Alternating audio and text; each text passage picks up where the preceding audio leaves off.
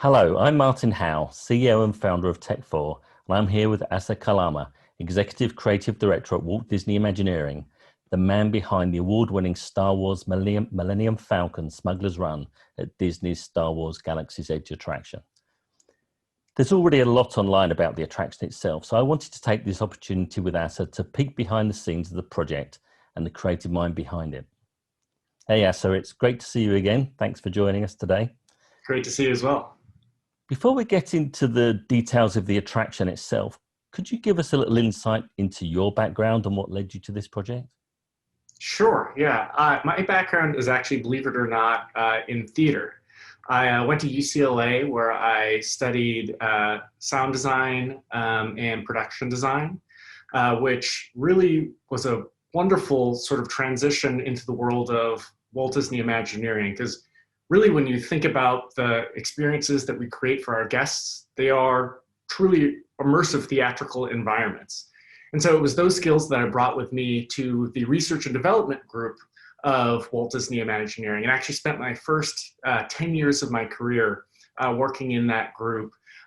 First, more specifically focused on interactive theatrical techniques for live performance, and then slowly over time, getting more and more involved in interactive projects, autonomous living characters, and then finally slowly transitioning into focusing on narrative-based experiences. Some people traditionally think of them as live-action role play, which comes with a whole bunch of interesting connotations that people start to imagine in their mind. But for us, it was really all about how do we take what's so wonderful about that form of expression, that idea of embodying a character to sort of bring a story to life, and allow that to happen in the context of a Disney theme park, right? We create these amazing immersive environments that we literally call, on stage, right? There's that delineation of on stage versus backstage, right? And all of the amazing people that you interact with there are called cast members, right? So it really sort of felt like this logical sort of progression to try to find a way to reframe what the experience of visiting a Disney park was around this notion of not just coming to ride a ride or consume experiences, but really become a part of them, right? Finding ways for you to feel like you were truly a part of the story world that you were creating. And so I spent about 5 years really focused on that type of experience, fielding a number of smaller scale tests, throughout our domestic parks. And then about 5.5 years ago, I was lucky enough to get a tap on the shoulder saying, hey, we've got a really fun project coming up. It's based on Star Wars, and we really love the way that you've sort of been thinking about the role of the guest relative to the theme park experience. It also just so happens that Scott Trowbridge, the mastermind behind Star Wars Galaxy's Edge, was also my boss at the time at research and development. Right. So together we sort of left that group to build an amazing team of literally thousands of people to help us try to bring this vision of not only what is the most amazing Star Wars experience possible, but what is the most participatory and inclusive version of Star Wars we could possibly think of. That must have been, did you have an idea at the time, really, the journey you were about to go on? Because where it started, it must have been so different, that moment, from where you ended up. Yeah, I mean, whenever you start a project, there's always a great deal of both excitement and anxiety, right? Because before you've begun, before there's an idea, not only are the possibilities limitless, but oh man, they're also limitless, right? So trying to figure out how to do justice to a franchise that has meant so much to so many people for so long. And at the same time, try to sort of break the mold or think differently about what a theme park experience could be, right? Those are two very big, sort of daunting ambitions, things that we were very excited to take on, but obviously things that, we wanted to make sure we were doing our due diligence so that we were doing them correctly, right? We were delivering on, you know, that movie that's been playing in, you know, people's minds about this particular property, you know, about Star Wars, you know, for so long. And so really the first maybe year of the project, it's all about trying to figure out, you know, the scope of it, right? Where does it go for one, right? Because that's obviously going to start to dictate the type of experience you can create, right? The actual site, which park does it actually live inside of? And then once you have a site, the next really important thing to start to consider is, well, what's the experience that I'm going to give to the guests, right? What is the world that we're going to create? You know, when we started working on Star Wars Galaxy's Edge, there had been 6 movies, right, created up until that point. Yeah. We knew that there were 3 more coming, at least, right? If not potentially more. So there was a canon of stories already told, and a breadth of stories yet to be told that we didn't know anything about, right? So we had to sort of make this decision about, well, what part of Star Wars do we want to tell, right? What era, what characters, what experiences do we want to try to bring to life for our guests? And so because we knew we were sort of on this, you know, standing at this inflection point, we decided to really focus on creating a place that had the flexibility to be home to some of the classic stories and classic characters, while at the same time lean forward and embrace, you know, some of the brand new stories and characters that, again, we didn't know anything about. There was no Rey, there was no Finn, there was no Poe, there was no BB-8. We didn't have any of that information when we began designing, you know, our experience.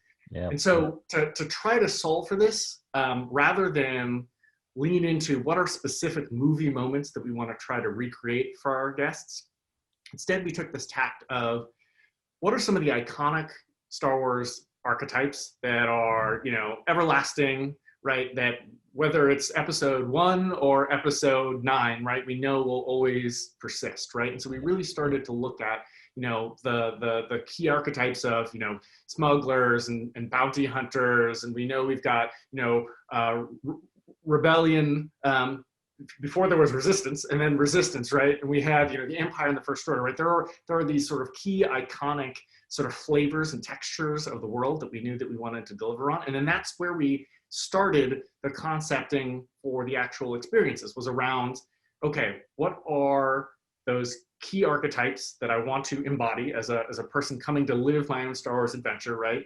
And what is a place that we can design that is flexible enough that will allow us to be home to, as I said, you know, these different stories, these different sort of timelines. And so we sort of arrived at this concept of the sort of, you know, intergalactic trading post rest stop, you know, right on the edge of wild space, right? Because it felt not only like a very iconic and understandable, not only Star Wars archetype, but also something that is rooted in reality that we can also, you know, graft onto. Yeah. And at the same time, right, because it is this trading port, right, it allows for there to be visitors from, you know, all across the galaxy. And its location at the edge of sort of known space also means it's a little bit dangerous, right? Which is one of the sort of key flavors that makes Star Wars, you know, so much fun, right? Yeah. So it was, okay, now we've got a sense for which parks it's going to go into. We have a sense for, you know, the rough area of the park, the sort of footprint, right? Yeah. We knew that it wanted to be a story that was set in a trading port. And then we set about starting to develop, okay, well then what are the flavors of experience that we need to bring this world to life? So we knew that we had to tell the story of the sort of First Order and the resistance, right? We knew that that was a flavor that was a core base expectation of what, you know, make Star Wars. But at the same time, we also knew that the sort of smugglery, bounty hunter, ne'er-do-well of the galaxy sort of quotient of Star Wars was also something that was, you know, equally, you know, important to the overall tapestry of the storytelling. So that really became our sort of our guideposts very early on, to try to develop two very divergent experiences that told two very different stories, right? Yeah. One that was about the epic, struggle between good and evil, where the stakes are literally the fate of the galaxy, right? Which ultimately became Rise of the Resistance.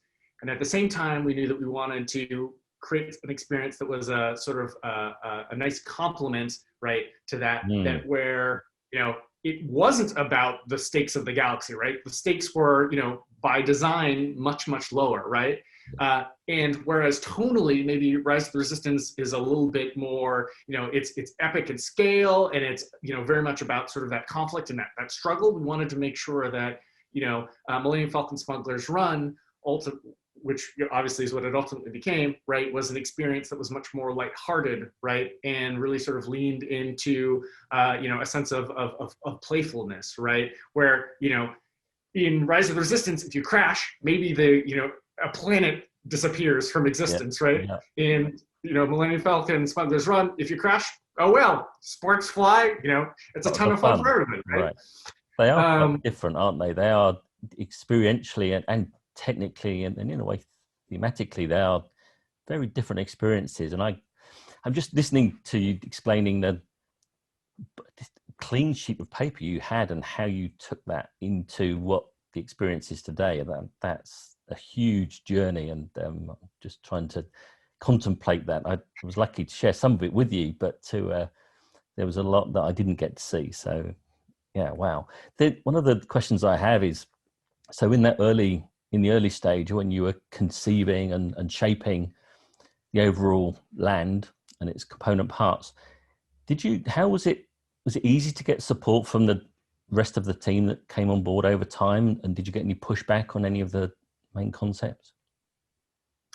Yeah, I mean, we've been, we were unbelievably lucky to, again, not only have the ability to work on this amazing, property, but also the amount of support that we got from, not only all of Imagineering, but all of Parks and Resorts, all the way up to, CEO Bob Iger, right? That this was something that was incredibly important, for the company, and something that we wanted to make sure we were dedicating, the time, the energy, and the resources, and the talent to do this right. So we had, access to the absolute, best.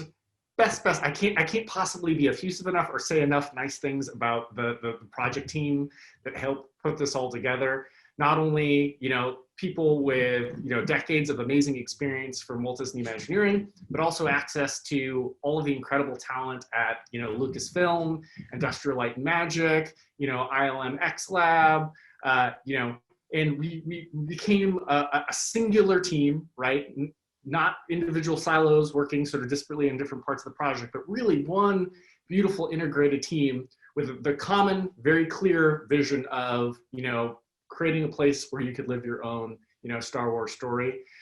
There was at the very beginning of the project, right, as I mentioned, right, some questions around, which era were we really going to celebrate? As much as we'd like to be timeless, we also have to make choices about, do we see, First Order stormtroopers, or do we see, Imperial trooper? Right? There are certain aesthetic elements that drive us to, plant a flag in the sand and say, we do exist at a particular point in time. Right. The radar dish of the Millennium Falcon, I think, is a perfect example of that, right? One that we always knew is round. And then as we were in the process of, developing the full scale experience, right? We all went and saw episode 7 and went, oh no, the dish is now rectangular, right? Thanks. And then of course, by the time we went back to being circular, but we had to make choices. And again, the lead time on this stuff is, a span of 5 years, right? So for all of those decisions we were making were, as I said, long before the sort of trajectory of the, this final trilogy were really even plotted. But all that to say, to answer your question, the support was phenomenal, both from within the team and without the team. And really the hardest decision we had to make was about the timeline. But we think we sort of arrived at a really sort of nice, happy sort of medium that allows there to be representation of characters that speak to the generation that is just now discovering Star Wars, while at the same time being flexible enough to tell the stories for folks who grew up on Star Wars, starting in the 1970s. Yeah. I we were fortunate enough to come onto the project quite early on, I think around 2015, but um, we didn't know what it was at the time. We were given some technical challenges that we were solving in the background, but we had no real clue what the project was until one day we found out. And once we started to realize what you were trying to do, I just thought you were crazy. Technically, behind the scenes, what's going on there is remarkable. And when I saw the concepts, I thought this is going to be challenging. So I think my question to you is, when building a world's first attraction like this, how can you be certain of the outcome? Is there a process you go to from those first clean sheets of paper to get to what you've managed to create?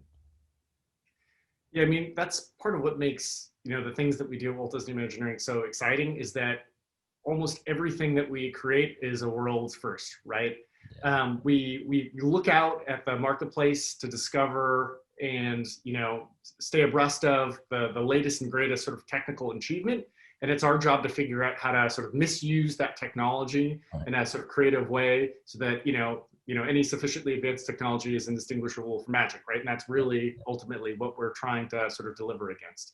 Yeah. So it's always this very careful balance between trying to prognosticate what the future will look like by the time your attraction opens. Because again, it takes 5 years, right, to develop something like Star Wars Galaxy's Edge. So the technology that you will put into the attraction on opening day doesn't exist at the time when you start coming up with the attraction, right? So Right. Yeah. a great example of that is for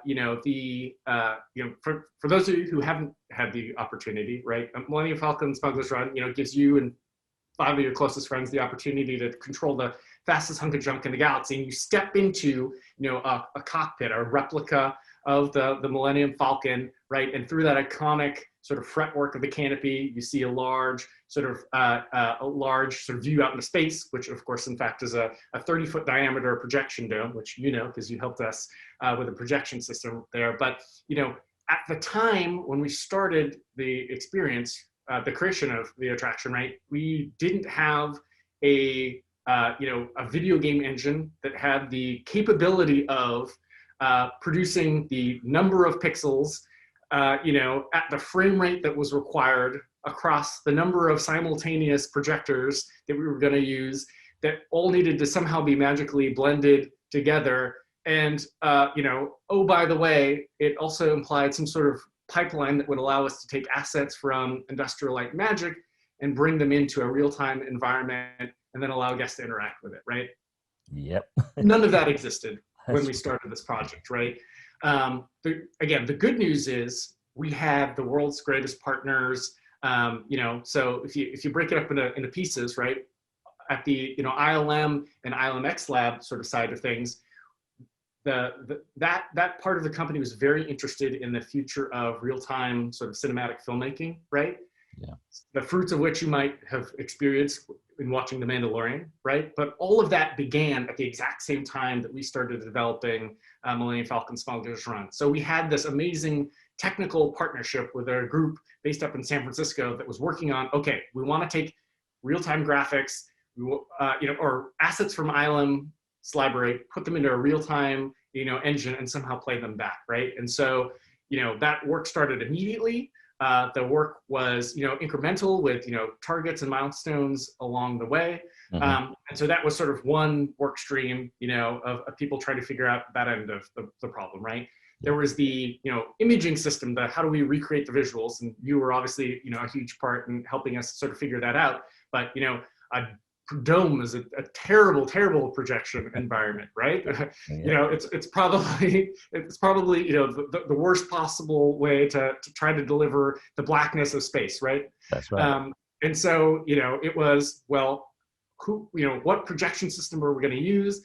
How are we going to develop lenses that are going to allow us to fold the light the way that we need it to, right? And again, we reached out to, in this case, a great technical partner on the outside, right? With, again, a small bite of the of the elephant, right? To mix a metaphor, right? You have to sort of take the impossibility of the problem and the sort of scope and scale of it, and try to break it into, small manageable pieces with, realistic, milestones about, what's required in order to get to the next step. And, if you're meeting all those milestones along the way, again, it's a 5-year project, you feel great, right? Because you see that, glide slope taking you directly into opening day. But, of course, inevitably, you will discover something along the way that was unexpected, and all of a sudden that critical piece that you were counting on starts to slip, right? And, we always make sure, that we have, of course, first and foremost, a plan B, right? Just in case, Yes, okay. just in case plan A doesn't go, as expected, right? There's always an exit ramp. But, we also have, to your previous question, the support of, the entire Walt Disney Company, brought to bear on this, right? And so if there's a really hard problem, right, that we're stuck on, we have access to, the greatest minds and the greatest talent that we can all converge on a particular problem, to try to unpick it and to try to solve it. Yeah, I got a sense of that horsepower from time to time when I'd turn up. I remember those times well. There's a moment I remember sitting next to you in the famous cockpit testing the display system. It was quite early on, so all we had at the time was some high resolution immersive still images. So there we were, you and I. 1 minute we were in a hangar, the next in the theatre, the next in the desert, and then we ended up in a church. I don't know if you remember, but it was quite surreal, right? But I can still now vividly recall seeing the light streaming in through the stained glass window, illuminating the dark wood and the brass inside the church, and all the detail, seeing the cabin lights reflected in the cockpit glass. It was strangely odd being in a church in the Falcon, but so lifelike. It really was like we'd landed the Falcon in a church. I didn't say it to you at the time, but I did wonder if you'd be able to deliver the same amazing fidelity that we were seeing then by a real-time system that was still in development. So did you ever have any doubts on that journey? Were there any moments when you thought it wouldn't quite work out? Yeah, I mean, like I said, when we set these goals and these targets for ourselves, right, they are by design ambitious, right? But we also know that they're achievable, right? They might require us to, to push the not only ourselves, but oftentimes we have to reach out to hardware manufacturers or software manufacturers to say, hey, the driver that you've created for this graphics card, right, doesn't quite do what we need it to do. Would you be willing to help us, unlock the necessary bandwidth so two can talk to one another? Or, this projector isn't quite exactly what we need it to be. Is there any way that, you'd be willing to help us, get that, final 5 or 10% out of it that's required? So, we always feel it's, just like any creative endeavor, the last 10% of it is always crunch time and everything's on fire, and it always feels like that sort of lowest point, but you always know that you're going to make it, you're going to make your date, and you're going to deliver that incredible experience that the guests are expecting, because you do, again, have that sort of incredible horsepower behind you. But it's funny looking back on and thinking about all of the weird things that we looked at through the sort of canopy of the Millennium Falcon. And that, I think, again, really sort of speaks to the challenges of sort of the sequencing of the whole project and the point at which we have to make decisions. We do a lot of work in parallel, right? In an ideal world, right, you would have designed your video game engine first, right? Yeah. Then developed your assets, then figured out what the projection system was going to be, right? Then, right? But of course, because everything is so long lead, you end up having to do everything in parallel, right? So you are at the same time developing your, graphics engine as you are working to develop a new, software driver, as I mentioned, to allow it to actually work. At the same time as you're starting to do, visual development of what the world that you're going to explore might look like. Oh, by the way, we're only at episode 7, and we know there's going to be a whole bunch more movies coming out. So we don't want to make a decision too early about where we want to go. So we want to wait for the filmmakers to, develop the stories of the films that people are going to see. But at the same time, we already have to design the ride system and we have to start developing the cabin and cockpit layout, right? So you're at this really weird place where you're making final decisions about where the buttons are going to go on the inside of the cockpit before you've designed even the, you know, the creative experience of what the guest is actually going to do, right? Yeah. Because it's going to take 4 years for somebody to engineer a button that can, you know, withstand, you know, the cycles that are required for continuous use, you know, basically 18 hours a day, 365 days a year, right? So Yeah. it's a very interesting process, and one that's all about having faith in the folks around you, that everybody again has their piece of the pie. They have their bit of scope, and if everybody delivers their pieces when they're supposed to, it all comes together in a really beautiful way at the end. Yeah.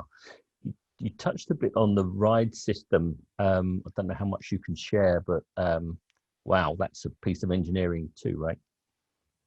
Yeah, so one of the things that was a challenge for us very early on was trying to figure out how we could, you know, deliver an experience that as many people as we wanted to could enjoy it, right?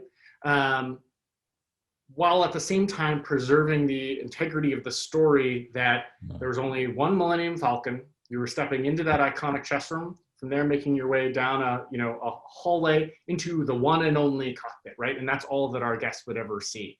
And so we actually spent a considerable amount of time working on potential configurations for how we could ultimately allow there to be, you know, simultaneous copies of that cockpit, but in a way that was totally, you know, invisible to our guests. You know, ultimately we decided on a turntable configuration for, you know, a number of, you know, engineering related reasons, right? It is, you always try to design the simple solution to the problem, right? There's already enough complexity in what you're trying to accomplish. So you try to figure out what is the thing that is the most robust, the most hardened. And so we sort of arrived at that turntable configuration with multiple copies of the cockpit located on top of it. And then the next piece was, you know, well, this is it needs to be a ride, right? So it has to have a sort of a motive piece to it as well. Yep. And so obviously, you know, a Stewart motion base, right, or the, you know, 6-axis motion base is the sort of, you know, the go-to tool for delivering a simulator experience. Yeah. And so we spent a lot of time reaching out to potential vendors, and ultimately found a partner that was willing to create, you know, a bespoke system for us that would deliver the performance, right, the creative, experiential sort of quality that would make people believe that they were, you know, flying in space, but also in a really sort of compact package that would fit within our facility, and also with a bunch of sort of engineering sort of reliability and performance targets that are, you know, above and beyond, you know, what a traditional motion base might ordinarily have. That's right. So yeah, I mean, there's no part of our attraction, right, that was off the shelf, right? Even the things that felt like, oh, let's just go get one of those, right? People have already designed and built those, right? Everything gets custom, refactored, and re-engineered and repackaged for our specific use case. It's a huge journey. You talk about the simulation bases on a turntable. That is not trivial, and understanding the scale of this. And I was lucky enough to see behind the scenes, and it is absolutely mind blowing. I can't say too much, I'm sure, but I think behind is for me is even more exciting than having ridden the ride. Just seeing all the parts that need to come together. It's yeah, that's one of the heartbreaking parts about you know, working on Star Wars. Well, I won't say it was heartbreaking. It was very challenging for the first like 3 years, because we couldn't even talk about the fact that there was, you know, a Star Wars, you know, based land in development, right? So, you know, to your earlier point about like we told you that we needed your help to work on a thing, but we couldn't tell you what that thing was, right? It was so, you know, it was so you know, so hard, right? Because you were so excited about what you're working on, and you wanted to let people know, but at the same time you couldn't, right? And so you'd come up with these really tricky ways to sort of obfuscate what it was that you were actually doing. And then when we finally, you know, deliver an attraction, right? Again, so much of, you know, what we do at Walt Disney Imagineering is about, you know, creating that suspension of disbelief, right? So a lot of those amazing, magic tricks are things that, our guests ultimately will never see, right? I think, as a percentage of the facility, right, guests probably only ever see maybe 20% of what's actually sort of built when they experience Millennium Falcon Smuggler's Run, right? There's so much more, and it's epic and it's fantastic, and for all the technical people, right, it's absolutely fascinating and something that you sort of totally geek over. And occasionally we get little bits and pieces and snippets of it, right? We'll put on a documentary and you'll get to see a couple of frames of a cockpit on a turntable, and that's always fun to be able to share, because there are so many amazing technical and engineering talents that work on a project, that work on things that people never get to see. And so whenever we get to share just a little bit of it, it's always really rewarding. There is a place, we can cut this bit out if I'm going too far. There's a maintenance garage door where, when it's open, big door, you can peek into the machinery and you see the turntable and the huge dome screen and the cabin moving around with the content playing, and it flies into view, stops, moves around, then the next one comes around like a giant cassette. It is one of the most awesome pieces of engineering I've seen. It's absolutely stunning. So maybe we can make that an attraction too for the VIP behind the scenes. Yeah, I mean, the way that it works, indexing around on the turntables, not only really visually, amazing to see, but it also creates a very interesting both show and operational, I won't call challenge, but deviation from what we're used to. Yeah. Because people load onto and off of a turntable, right? It's sort of like a big Ferris wheel, right? You can only index that thing as fast as people can get onto it or get off of it ultimately, right?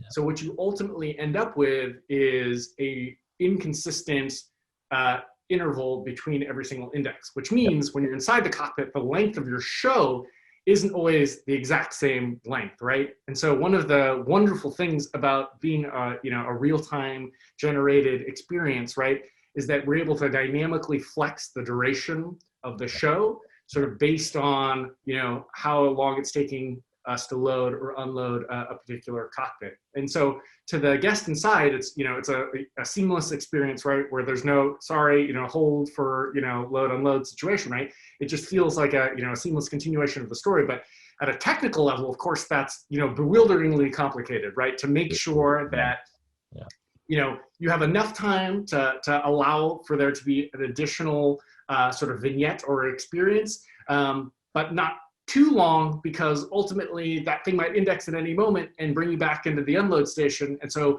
the sort of the math and the sort of branching, not only in the content itself, but the sort of decision making about when to show what piece of media is really quite flabbergasting. I think all the way up to the very end, right? We had whiteboards and diagrams and charts and Excel sheets, all trying to figure out the show programming of how to make this all work together.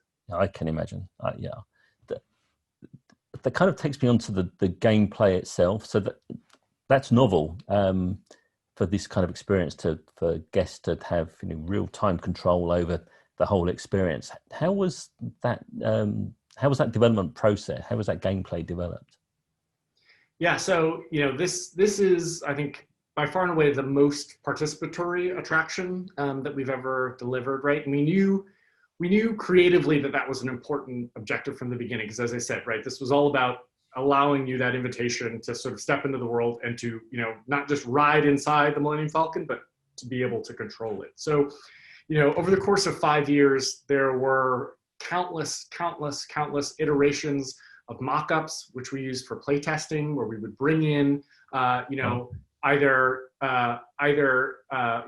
folks internal to the project team, or the families of members of the project team, to actually try different versions and different iterations of the overall experience. And it was really over those years and years of playtesting and the sort of results that we got back from what those testers told us that we started to sort of tune and hone the ultimate experience. I think one of the most unique elements of this experience and one of the ones that we probably focus the most on, is the fact that there are three distinct roles inside the cockpit, right? So there's pilots, there's gunners, and there's flight engineers, right? And so everybody has a slightly different experience and role, literally, to sort of play in the overall adventure. And that's not only something that we've never really done with an attraction before, but it's also something from a game design perspective is also very challenging, right? Because you have this this co-op experience, right? But rather than everybody having their own monitor, mouse, keyboard, game controller, right, yeah, whatever it is, with parallel views into the same world, right? Everybody is sharing a singular monitor, and so it starts to do really crazy things like as a pilot, right, we want to give guests a sense of freedom and control. So, right, they can point the cockpit wherever they want to go, right? And the more they do it, the more interesting it becomes as a ride, right? Because it's a visceral sensation. They're more likely to sort of crash into things. It's really exciting, right? Yeah. However, because they control the camera, that means framing up the action for everybody else becomes particularly challenging. A great example of that is TIE fighters, right? You gotta have TIE fighters on screen so the gunners can hit them. But you can also have your pilots pointing the camera away from the TIE fighters, right? So that's an example of one of the many invisible systems we have running in the background that looks at the position of the camera and tries to remanipulate the sort of flight path of all of the TIE fighters to make sure that they always stay within the field of view of the cockpit, so that there's always something for the gunners to shoot at, right? And there's there's probably 100 different systems like that that are working invisibly in the background that when you start with that clean sheet of paper, right, they don't necessarily jump out at you as this is a problem we're going to have to solve, right? But as you start to develop and prototype, you immediately, the first time you get it up on its feet, you go, oh, well, if they can point the camera over there, how are we going to make sure? And so you have this amazing engineering team that figures out the solution that how to pull those where they need to go, right? Similarly, there's a ton of like filtering and tuning and things that we're doing on those flight joysticks as well, right? To both, one, make sure that creatively it feels like the way that you would expect the Millennium Falcon to behave, right? So we did, again, a lot of qualitative testing. It didn't feel right for it to have like immediate direct feedback because it felt too twitchy. It didn't have the characteristics of what you would expect out of the Falcon. And also as a ride experience, right, it's not terribly pleasant, to be, in a spaceship that's doing this the whole time, right? So you find a way to sort of tune in the sort of that dampness, that sense of sort of heft, to find that sort of like perfect sort of a balance. And that process of tuning is one that sort of like evolves over time as well, right? Where, when we first started, developing, the environment, the experience that guests would be going on, right? Everything starts off as, block mesh, right? Proxy versions of the ultimate geometry that you'll see, but the engine isn't fully developed yet. So, right, we're getting, 10 frames per second maybe out of the experience, right? At a really low resolution. Oh, and by the way, every time you load the experience, it takes 7 minutes, like literally 7 minutes for you to go in and try something. And oh, by the way, you can't make any change on the fly, right? You got to go back to somebody's desk. Somebody has to, make those edits, rebuild the game, right? Export it out to the prototype, right? And that whole like round trip, right, is potentially 2 hours between, it feels a little bit, bit too loose. Can we tighten it up, right? And so that iteration loop is incredibly slow, right? But slowly over time, right, the frame rate ticks up, the speed of loading ticks up. You get to the point where, there's now debug controls in the cockpit. So if I push and hold this button, I can use the joystick to adjust the, the springiness of the ship or the speed at which the camera can move. And so, ultimately we got to this really wonderful place where all of the like tunable parameters in the systems were things that you could do with, various hidden debug buttons inside the cockpit to dial it in, just the way that you ultimately, wanted it to. But, that process of, iteration and refinement really does speak to the incredible sort of technical prowess of the team that put it together. Because at the end of the day, it seems really trivial, right? This notion of it's a relatively short experience by comparison to like a 40-hour AAA video game, right? And so you would think that, you know, getting it to all, you know, load up for the next round of guests would be something that would be sort of nearly instantaneous. But I don't know if you've played a AAA title, you know, recently, but if you die in a game and need to restart, it potentially takes up to, you know, 30 seconds for that to sort of reload for you to be back in the experience again. Or worse yet, the first time you load up the game, right? How long does it take? Sometimes, you know, 2-3 minutes, right? We don't have that luxury, right? We need to have a continuously running and reset experience, you know, all day long. And oh, by the way, that, you know, that 40-hour game that you've, you know, downloaded onto the hard drive of your console, or one, you know, relatively short experience is as big in terms of number of gigabytes as your entire 40-hour game, because the resolution is so big and the fidelity is so high, right? So it really is flabbergasting how hard it was and how amazing it is that they succeeded at getting that experience to run continuously all day, every day, and to reset instantaneously. Yeah, I totally agree. I think that's one of the beauties of the attraction is how all of that complexity and at every level on every component of the system is hidden. And it's just a seamless, fun, enjoyable, very hugely immersive attraction. And yeah, it's only, and just sharing this with us is so helpful, Asa, in terms of just understanding the layers and layers and layers of complexity to bring this all together across all disciplines, right? Lighting, sound, thematics, everything. It's remarkable. So what's next, Asa, for the future? More experiences with gameplay like this and interactivity, or do you think you'll take us down a different path? So I think as a sort of broader trajectory, we at Walt Disney Imagineering have always been interested in continuing to evolve the way that our guests interact with, and I don't want to use the word interact, that's a loaded term, the way that our guests engage with our experiences, right? And so, you know, I think as our guests become exposed to different types of entertainment, their expectations of what a theme park experience continue to grow and evolve.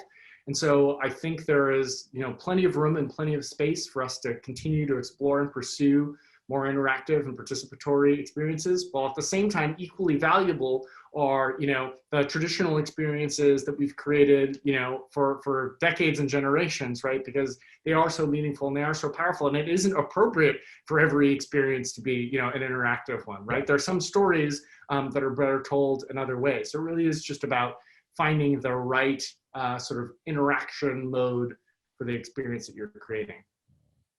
I guess this must have given you even more confidence that you can go out and find and build any tool to do the job that the creative brief demands, I guess. Yeah, I mean, the best part of the job that we all have at Walt Disney Imagineering is the breadth of talent that is both internal to the company and that we have the ability to engage with externally. We build mini cities, right? And it really does take, you know, well over 100 different disciplines. You know, there's the obvious things like, you know, lighting, sound, you know, programmers, right? Engineers, architects, right? But then there's just as many, you know, non-obvious things like material scientists, you know, and, you know, landscape designers, you know, and animal programs, you know, folks, right? It truly is, you know, flabbergasting how diverse the teams are that are required, you know, to build these experiences. And it's so funny, you know, I'll run into, you know, people, you know, when I might give a, you know, a talk about Imagineering, that, you know, number one question is always, you know, what do I need to study, or what do I need to, you know,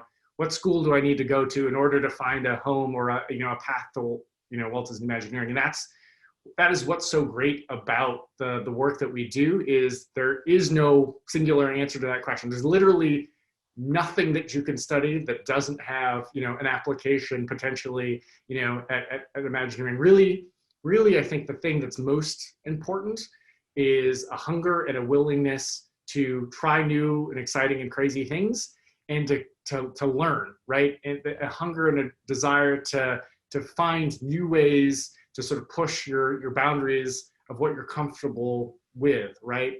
Yeah. And because I think if we didn't have that, right, we wouldn't be willing to take these, these big risks on, new, exciting, never been done before experiences, right? You need that. You need that sense of of confidence in yourself and in your team that somehow, some way, you're going to find a way to make it work. I got a real sense of that working on the project. It was a real privilege. There was passion everywhere. Everyone was passionate about the project and the goals and the challenges. And there was a real blend of deep experience and people less experienced, youngsters coming into the project and working on their first major and complicated project. So kind of a learning experience all around, but I agree. It's a great environment to thrive and flourish if you've got the aptitude and the mindset for it. Yeah, and again, one of the things that's so exciting about the opportunity presented with such long duration projects is that people have tremendous growth over, it's 5 years, right? So, somebody who might come in really junior on the project, right, by the time the attraction opens, right, has now has that, years of experience under their belt, right? And Right. now can take on, more responsibility, right? And get more involved, in the creation of, of the experience. And what a ride for you too, right? And so opening day must have been quite a moment, and you take some time off afterwards, get a break?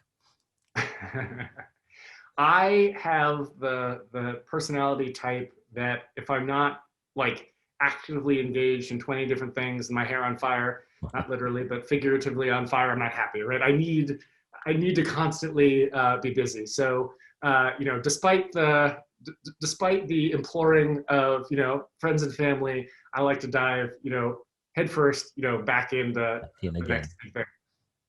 Wow. It's a huge achievement, Asa, for you and all the team, as you say, the hundreds and thousands of people that have worked on it over such a long time. And it was good for me, just playing a small part. It was great to see it all come together and show my friends when we took them around. So it must be a huge milestone for you and the people that's were in it for the whole duration. So congratulations and thank you for sharing the experience with us. Absolutely. Yeah, as you can tell, I am more than happy to talk about Millennium Falcon's Progress Run anytime. Yeah, I appreciate it. That's probably all we have time for today, but I'm going to thank Blue Loop for making this possible and bringing us together again. Nice to spend time. And thanks for giving us such a great insight into your journey and the journey on the project and the many challenges to achieve such a successful outcome. So thanks again for being so generous with your time. It's been a real pleasure talking with you again. Thank you. Thanks, Asa.